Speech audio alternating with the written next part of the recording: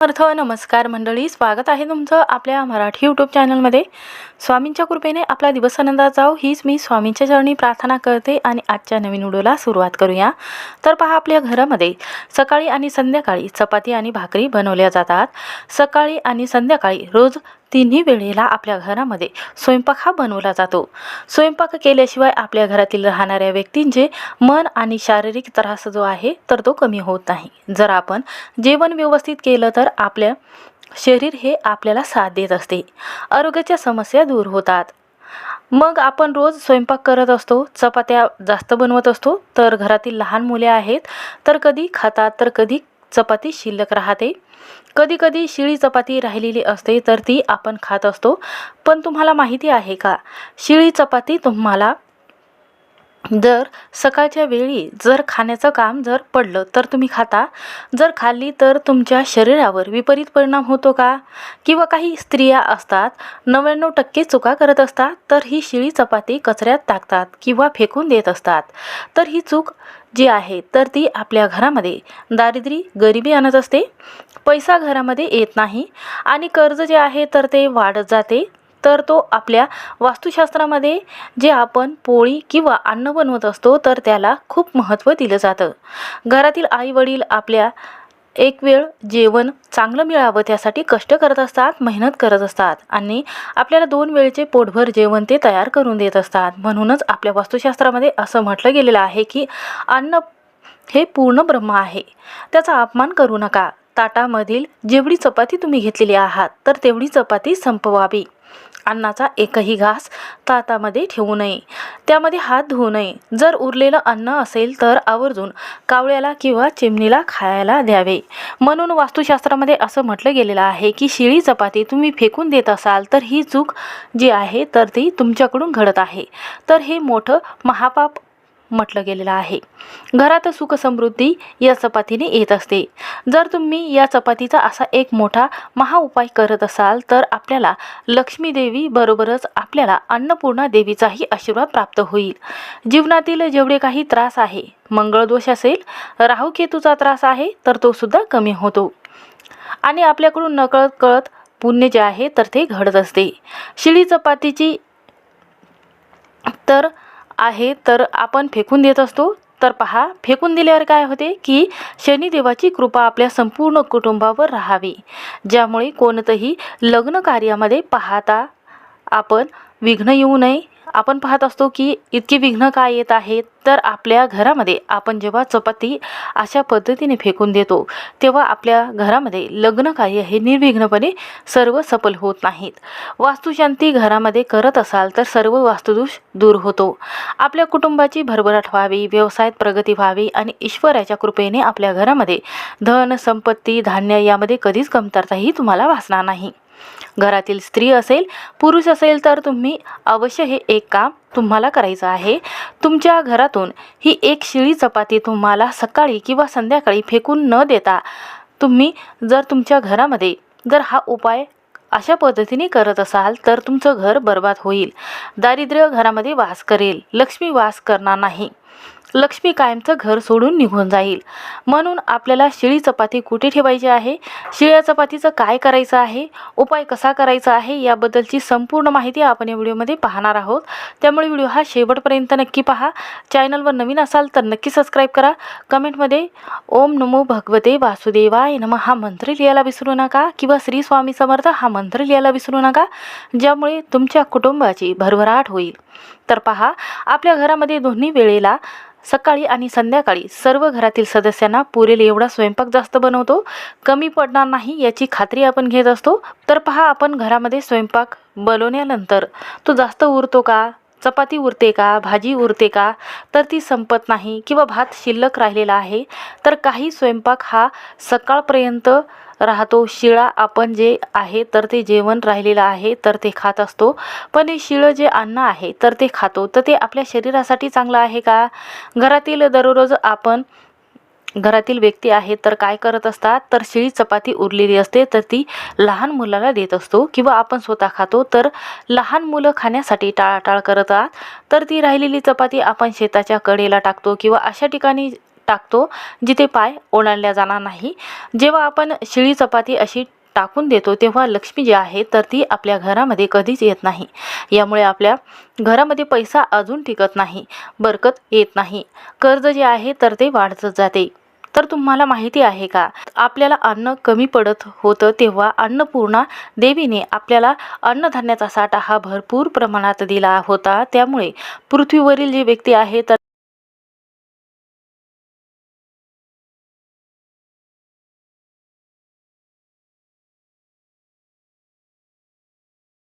किंवा भात हा संपूर्ण आहार जो आहे तर तो कधीच कमी न पडावा। ज्या देवीने आपल्याला संपूर्ण आहार दिलेला आहे तर आपण त्या आहारामध्ये ताटामध्ये जेव्हा हात धुतो तेव्हा अन्नपूर्णा देवीचा अपमान होत असतो। कारण अन्न वस्त्र निवारा जे आपल्याला दिलेला आहे तर ते देवी माताने दिलेला आहे।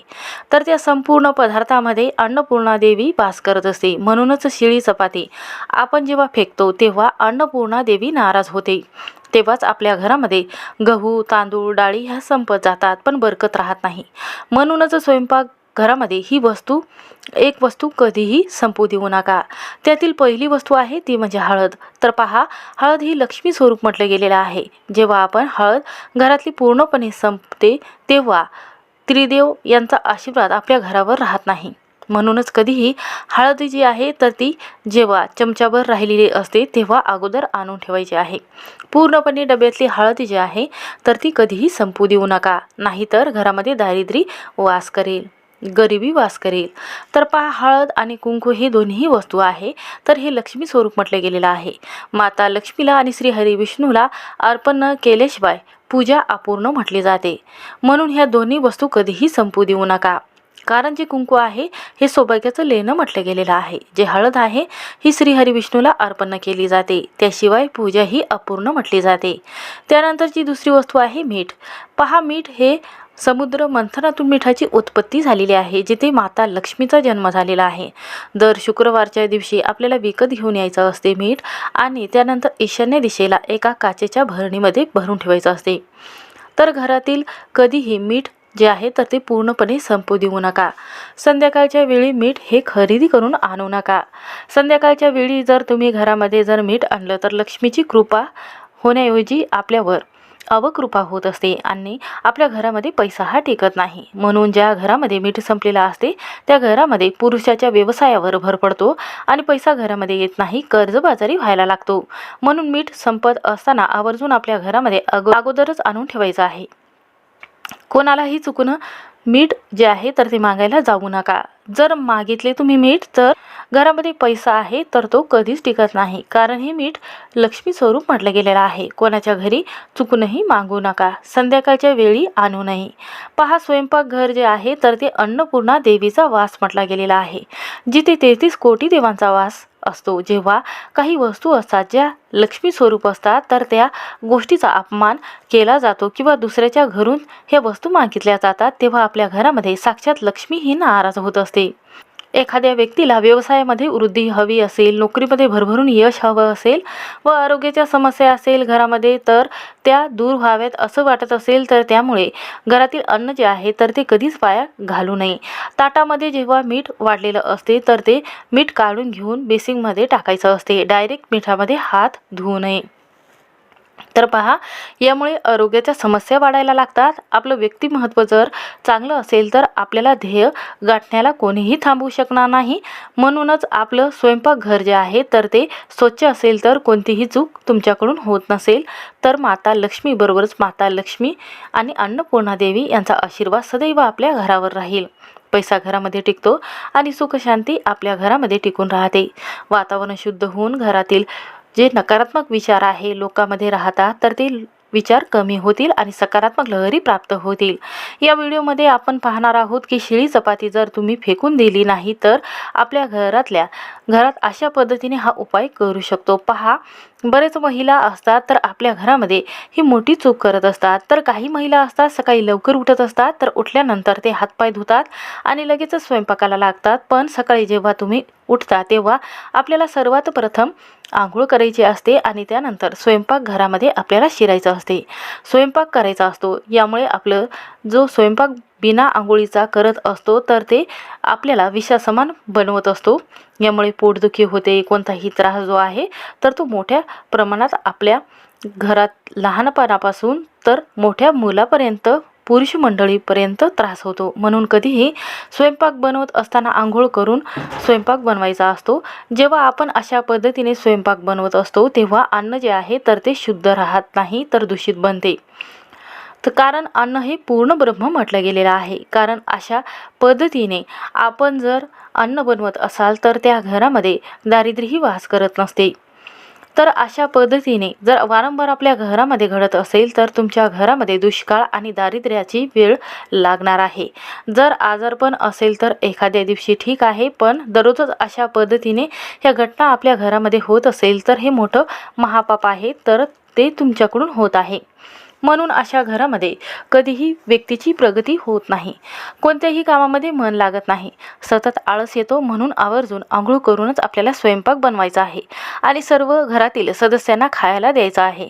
यामुळे राहू केतूचा त्रास जो आहे किंवा शनी कमकुवत असेल तर आपल्या कुंडलीमध्ये जेव्हा राहू हा कमकुवत असतो तेव्हा आपल्या कोणत्याही कामामध्ये यश मिळत नाही.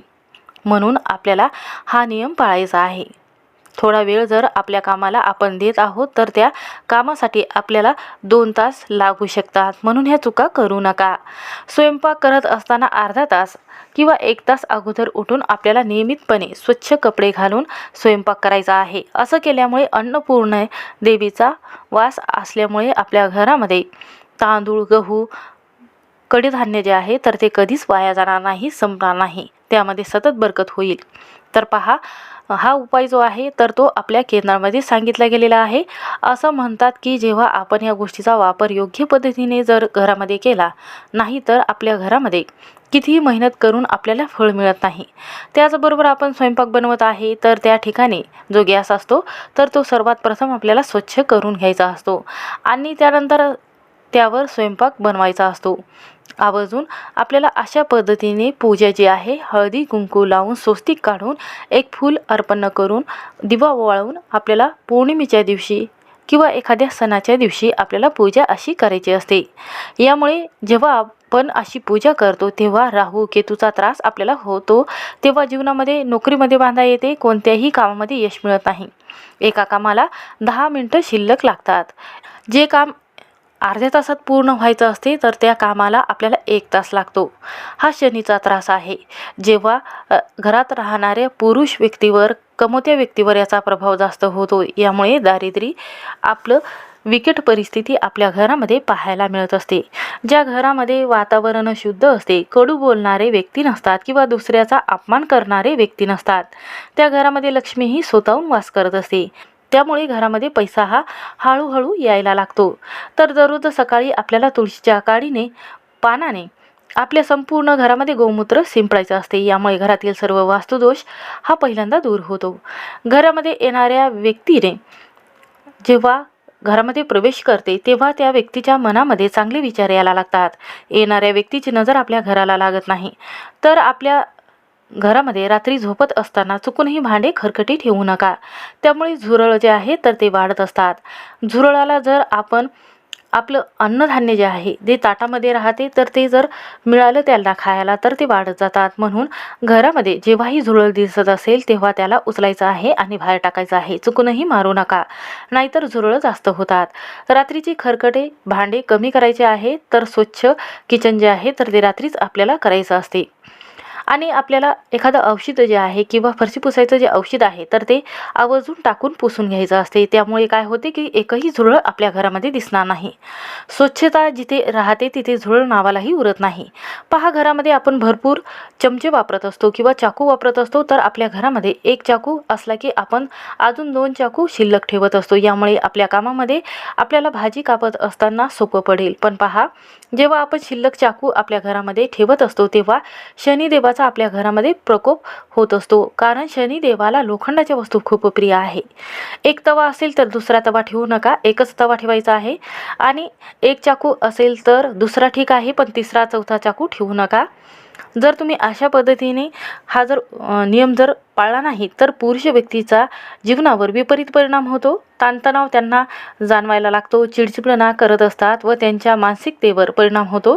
म्हणून लोखंडी वस्तू, जास्तीत जास्त तुटलेल्या वस्तू असेल, चाकू असेल, शिल्लक असेल तर अशा धारदार वस्तू घरामध्ये ठेवू नका.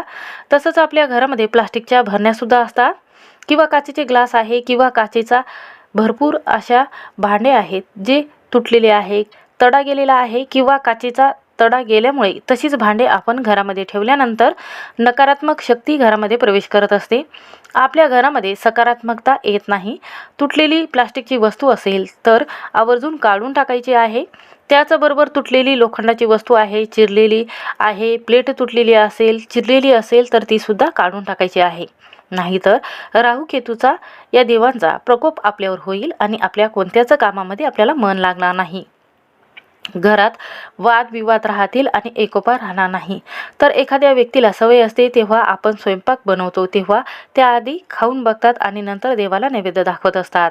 पहा, देवाला कधीही उष्ट्या झालेलं अन्न जे आहे तर ते कधीही अर्पण करू नये.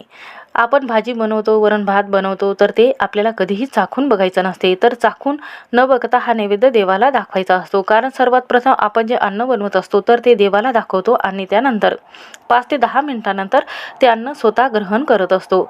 यामुळे काय होते की आपण जे स्वयंपाक बनवलेला आहे तर तो आपल्याला नेहमी पचवत असतो, त्यातून विषबाधा कधीच होत नाही. म्हणून देवाजवळ अन्न आपण जे बनवत असतो, ठेवत असतो त्या नैवेद्याला पूर्ण ब्रह्म अन्न नैवेद्य जे आहे तर ते म्हटला गेलेला आहे. जर आपण हे नैवेद्य जे आहे तर देवाजवळ ठेवत असतो तर बराच वेळा होतं काय, जेव्हा चपाती बनवतो त्यामध्ये केस येतो किंवा केस जो आहे तर तो एक दिवस आला तर ठीक आहे, पण रोजच रोज वारंवार ह्या गोष्टी आपल्या बरोबर घडत असेल, ताटामध्ये, भाजीमध्ये किंवा कशाही पदार्थामध्ये जर केस सारखा येत असेल तर हा शनिदेवाचा कोप झालेला आहे. म्हणजेच काय, तर आपलं काहीतरी चुकत आहे, चुकीच्या पद्धतीने वागत आहोत किंवा आपल्याकडून नकळत काही अशा गोष्टी ज्या आहेत तर त्या शनिदेवाला प्रिय नाही. ज्यामुळे कधीही कणकीमध्ये किंवा चपातीमध्ये किंवा भाजीमध्ये चुकूनही केस येऊ देऊ नका, नाहीतर अन्नपूर्णा देवी ही नाराज होते. यामुळे भयंकर आजारांना आपल्याला सामोरे जाऊ लागू शकते आणि भयंकर अन्नाचा दुष्परिणाम आपल्याला पाहायला मिळतो. अन्न धान्य कमी पडते, म्हणून कधीही केस जे आहे तर ते ताटामध्ये किंवा कणकेमध्ये येऊ देऊ नका.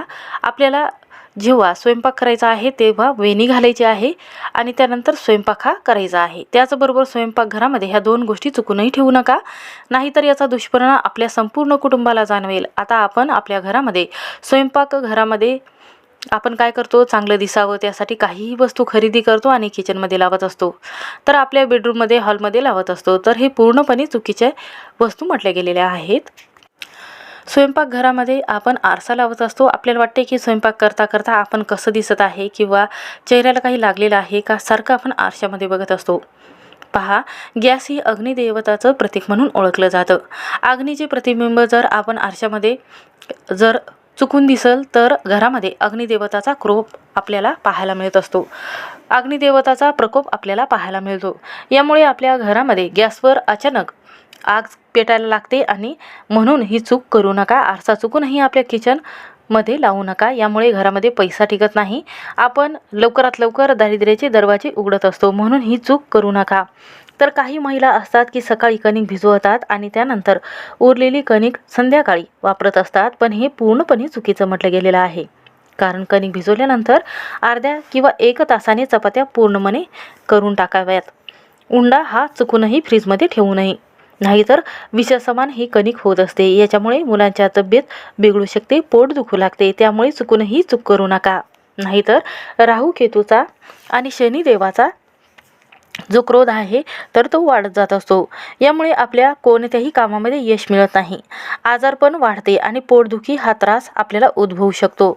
आता सर्वात महत्त्वाची गोष्ट जाणून घेणार आहोत. जेव्हा आपण आपल्या घरामध्ये शिळी चपाती ठेवत असतो, दुर्डीमध्ये शिळी चपाती फेकून न देता अशा पद्धतीने हा उपाय जर तुम्ही केला तर करोडपती होण्याची इच्छा जी आहे तर ती कोणीही तुम्हाला थांबवू शकणार नाही.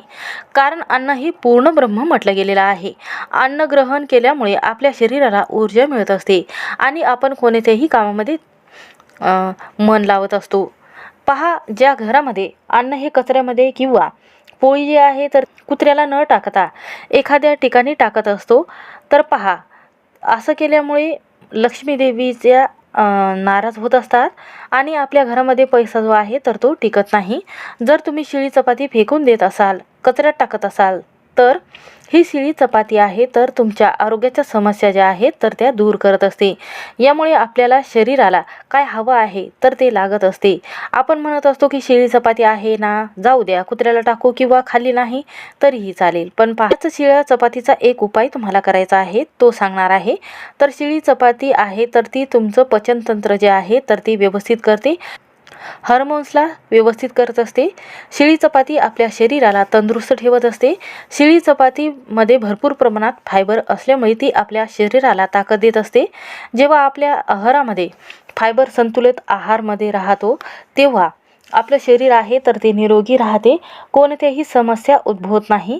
शिळी चपाती खाल्ल्यामुळे गॅस होत नाही, पोट फुगत नाही, ॲसिडिटी होत नाही. म्हणून शिळ्या चपातीला एक मोठं वरदान प्राप्त झालेलं आहे.